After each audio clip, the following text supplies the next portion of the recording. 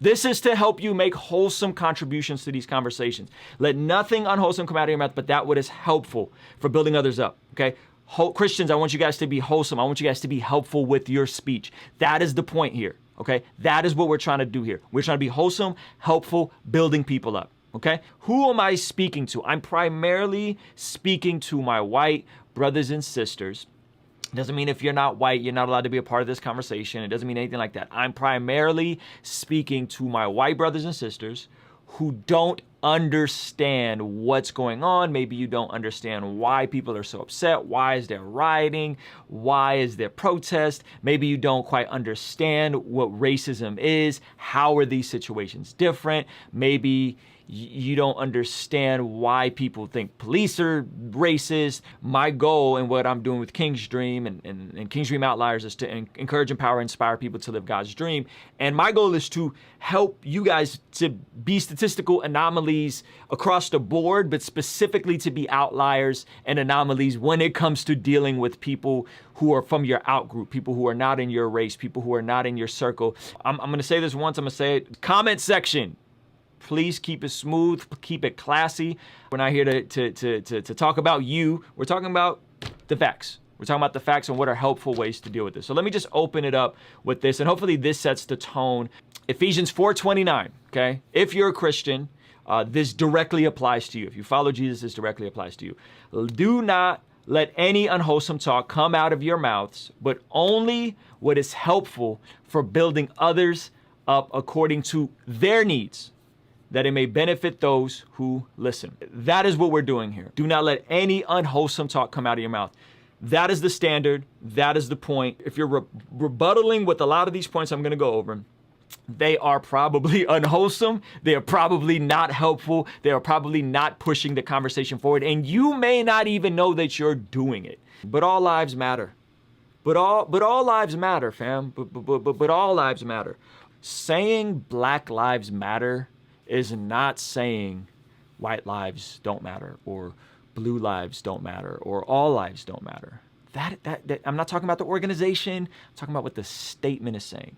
Saying all lives matter in response to Black Lives Matter is the equivalent. My house is on fire. Fire truck is coming to put the flames out of my house. I need them here because my house is on fire. And somebody steps outside and says, all houses matter. All houses matter. Yeah, fam, right now, we're talking about Black lives.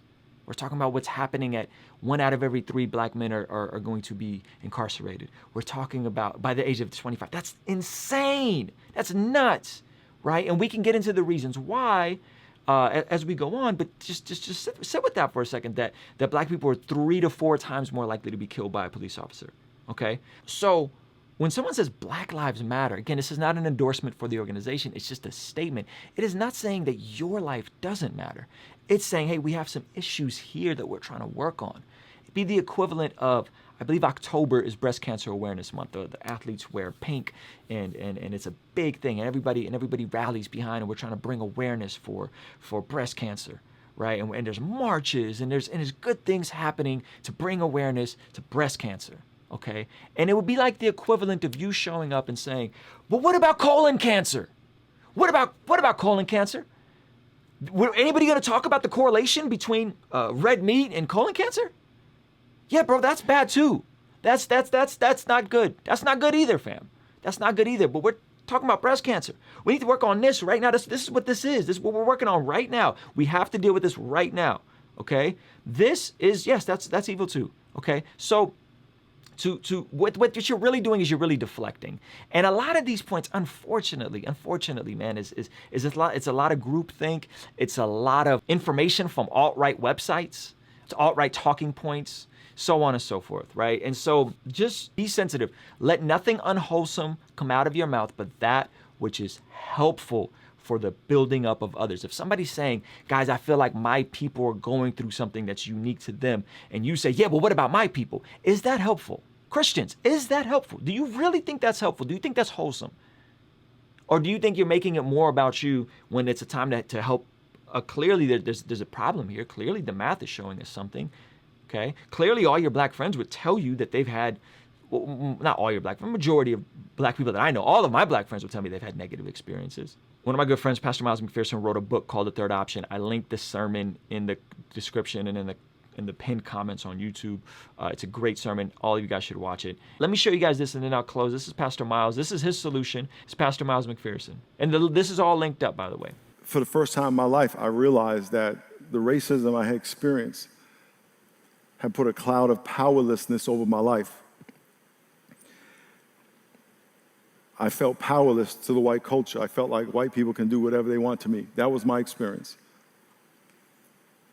It's from what I experienced. It's from what I saw. Doesn't mean all white people are bad. This was my experience. And when I saw that, it triggered. And I want to say something to all my white brothers and sisters. You have power. The white culture has more power than black culture, which is why those things can happen. And racism will be eliminated when we work together, but we need your voice. We need your voice. We can't just have people of color screaming that this is wrong and speaking out. And I want to speak to my church. I need your voice. Because there are people in your family right now who are hurting. Don't get me wrong. I know you're hurting, but we've been hurting. And I want to encourage you to make your voice known. Make a video with your face and your voice saying you denounce this violence, saying that you want equal justice for everyone. Say that you believe that a black life is just as valuable as a white life. Say it. Because I can tell you for years we have heard nothing from a lot of people. Trust me, I know a lot of white people do great things, don't get me wrong. But as I said in the very beginning, you have to deal with whatever God speaks to you as an individual. And we want to help you, give you a voice. We do want to help you give you a voice, but we need your voice because the group that we're all in says, here are the things you should and should not say. God says, I want you in my group. I want you standing up for righteousness, even if it risks some criticism.